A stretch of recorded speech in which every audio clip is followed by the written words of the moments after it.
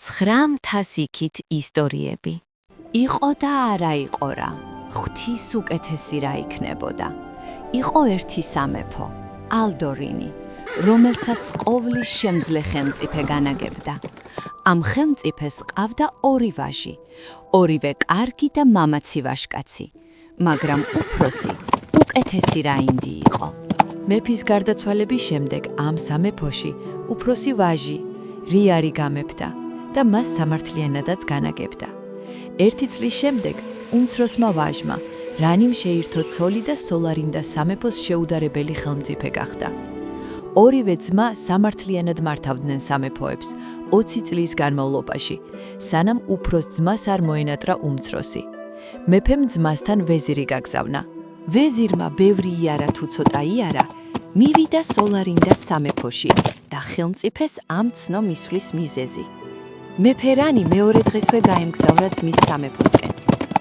ბევრი იარა თუ ცოტა იარა, მიადგა ალდორინის სამეფოს. მეფეს ძალიან გაუხარდა ძმის ჩამოსვლა და ბრძანა მის პატივსაცემად ქალაქი მოერთოთ. ნადიმის დროს რიარმა ძმას სანადიროდ წასვლა შესთავაზა.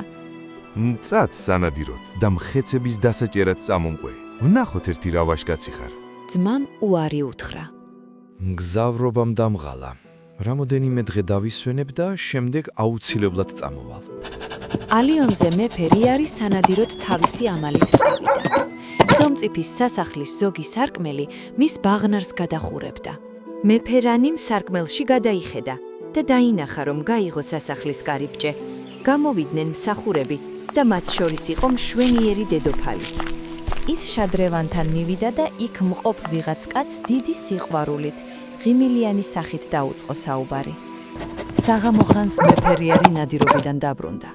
მოინახულა უმცროსი ძმა და ახტაცებულმა მაშინვე წარმატებულ ნადირობაზე დაუწყო საუბარი. მეფე მალე მოხვდა, რომ რანი თითქოს არც უსმენდა. ფიქრებით სხვაგან იყო წასული. ბევრი ხვეწნა მუდარის შემდეგ რიარიმ ძლივსათქმევინა ორი სიტყვა, რაც მის არყოფნაში მომხდარიყო. მეფეს, რომ ყველაფერი თავისი თვალით ენახა, გადაწყვიტეს ეთქვათ, რომ ისევ სანადიროდ უნდა წასულიყო. სინამდვილეში კი მეფე დაიმალებოდა და ჩუმად ნახავდა, რაც მოხდებოდა. მეორე დღესაც ზუსტად იგივე განმეორდა, რაც რანიმ დაინახა. უფროსმა ძმამ უმცროს უთხრა.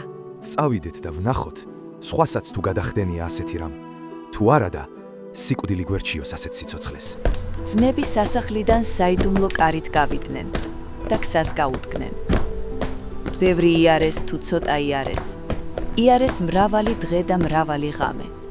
იქამდე სანამ არ მიადგნენ ერთ ხეს, რომელიც ზღვის ნაპირას იდგა. ძმებმა ხის ჩრდილში მოიკალათეს. გავიდა ცოტა ხანი. უცებ სხვა ადიდდა. ზღვიდან ზეცაში შავი სვეტი ავიდა. მეფეებს შეეშინდათ.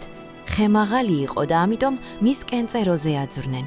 უეცრად დაინახეს უზარმაზარი, მხარბეჭიანი ჯინი. ჯინს თავზე კიდობანი ედგა. ის ზღვიდან ხმელეთზე ამოვიდა.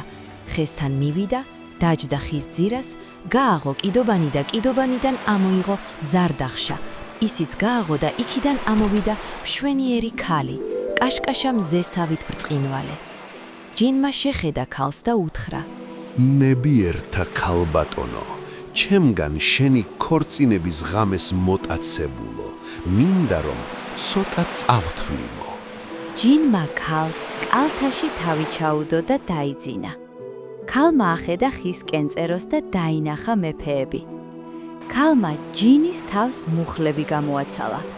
მიწაზე დადო, ზემოთ აიხედა და ანიშნა. ჩამოდით ნუ გეშინიათ ამ ჯინის. დაგვეხსენ ღვთის გულისთვის.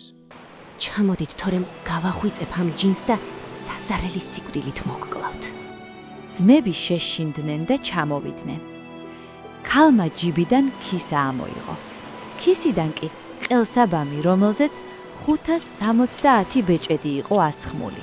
ყველა ამ ბეჭდის მთხრობელთან გავიქეცი ამ ჯინს და ახლა თქვენ ორმაც მომეცით თქვენი ბეჭდები. მეფეებმა წაიძვრეს თითიდან ბეჭდები და მისცეს ქალს. ამ ჯინმა ჩემი ქორწილის ღამეს მომიტაცა. მერე ზარდახშაში ჩამსვა. ზარდახშა კიდობანში ჩადო, კიდობანს 7 კლიტე დაადო და აბობოქრებული ზღვის ფსკერზე ჩამიშვა.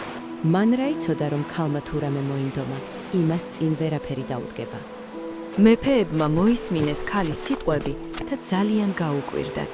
ეს ჯინია, მაგრამ ჩვენზე უარესი უბედურება კი დასტეხია თავს. ძმები მაშინვე გაეცალნენ იქაურობას და ალდორინში დაბრუნდნენ. მეფე რიარი მოღალატეების დასჯეს ბრძანება გასცა. ამის შემდეგ მეფე ცოლს რომ შეირთავდა, მეორე დილით სიკვდილით სჯიდა, რადგან მისი ღალატი არავის გაებედა.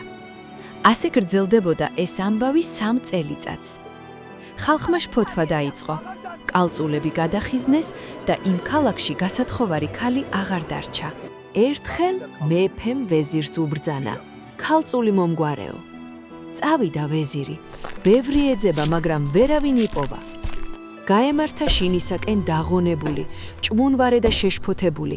ვაი თუ მეფე ჩემზე გაბრაზდესო. ამ ვეზირს 2 ქალიშვილი ყავდა. ორივე ტურფა, ლამაზი და მშვენიერი. უფროს აზადი ერქვა, უმცროს კი ნიაზადი. აზადი კარგი მწიგნობარი იყო. მრავალი რამ წაეკითხა. ძველთა მეფეთა ცხოვრება და გარდასულ ტომთა ამბები. ამბობდნენ, რომ აზადს წიგნი გაეკეთებინა, სადაც უძველეს ხალხთა და მგოსანთა ამბები იყო აღწერილი. ვეზირმა თავის გოგონებს ყველაფერი უამბო, რაც მეფესთან შეემთხვა. აზადმა მამას უთხრა: მამა ჩემო, მიმათხოვე ხელმწიფეს. ან ვიცოცხლებ, ან მსხვერპლად შევწირავ თავს. ღვთის გულისთვის საფრთხეში თავს ნუიგდებ. ეს გარდაუვალია. მე მეშინია შენ ციზარ დაგემართოს, რაც ერთ ვირს, ხარს და მემამულეს შეემთხვა. განა რა შეემთხვა ისეთი? ჰკითხა ქალმა.